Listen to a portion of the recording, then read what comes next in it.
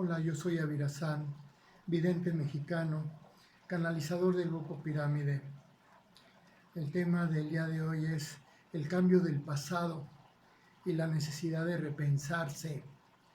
Conocí a un buen amigo que ya falleció, quien había estado preso en Lecumberri por un delito de robo. 40 años después, él seguía comentándole a sus amistades que era un ex convicto. Es un craso error. Él debía practicar el cambio del pasado. No es que el pasado por haber ocurrido se vaya a echar para atrás en el tiempo, sino que la versión de los hechos de fracaso en la vida de la persona debe quedar en la privacidad y no volverse a dar a conocer. El cambio, lo que la persona debe hacer es generar una versión políticamente correcta. Si a Carlos lo corrieron del trabajo por sus constantes faltas, es conveniente que modifique la versión y siga con sus trabajos de ahí en adelante. Puede decir que no le convenía el sueldo o que le quedaba muy lejos. No es una técnica para aquellos que suponen que la verdad es decirlo todo y al pie de la letra. Ellos tampoco se han dado cuenta de que eso que se conoce como verdad en realidad tampoco es así. Se requiere más bien de un criterio amplio que a la vez es fundado.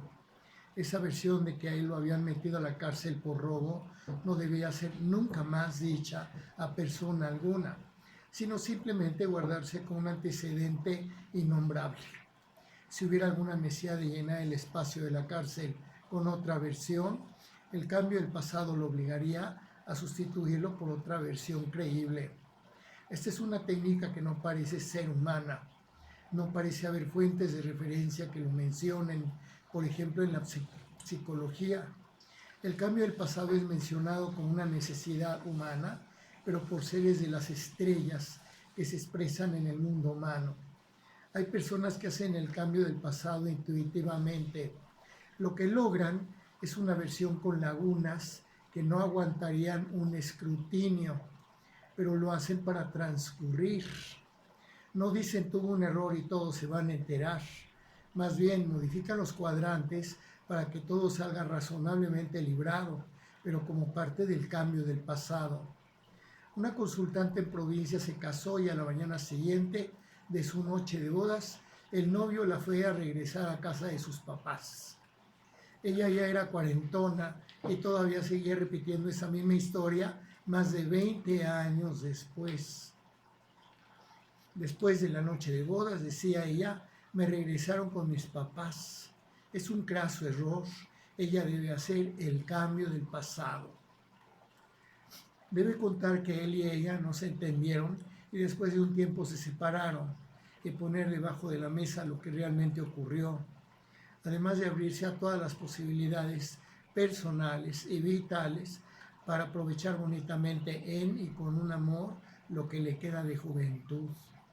Lo muy atractivo del cambio del pasado es que libera a la persona de las ataduras que significa la versión de ese fracaso doloroso, inclusive incapacitante.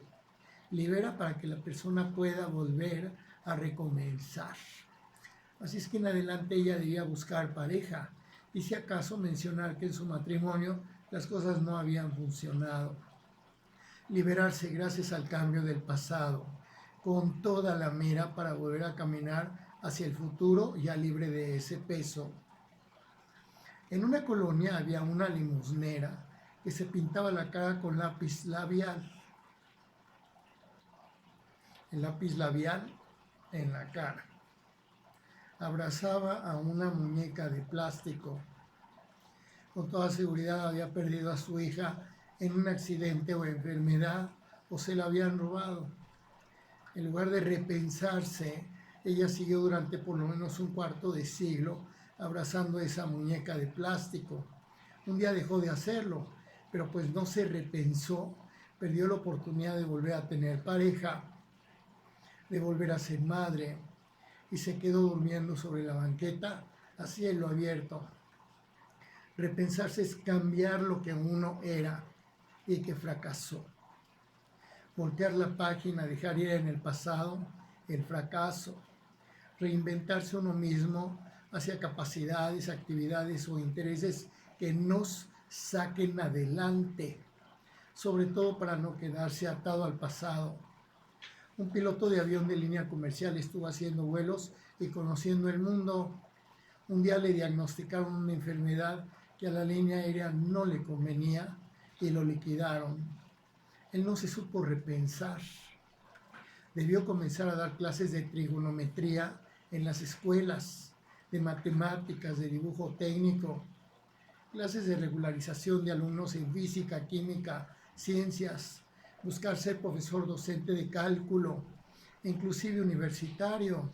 Se le daba de mano, puesto que un piloto de aviación, si algo debe ser, es un matemático que lo maneje al derecho y al revés. Pero él se quejaba de que la enfermedad había desvanecido el mundo de piloto de avión.